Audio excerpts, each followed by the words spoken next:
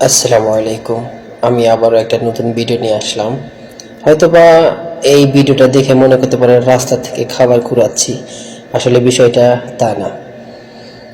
গরুর মাংস রান্না করে নিয়ে আসছিলাম।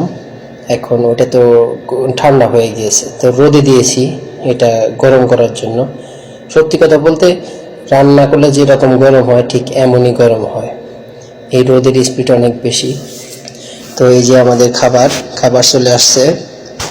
খ্যাপসা, খ্যাপসার সাথে খাবো গরুর মাংস।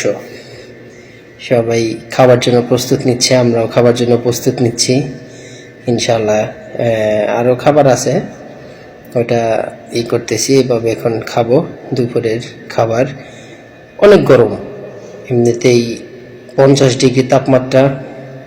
যেখানে বসে আছি রাস্তার ধারে, প্রচুর তাপমাত্রা। এরই মাঝে বসে আমাদের জীবনযাপন, খাওয়া দাওয়া সব কিছু হয়ে যায়।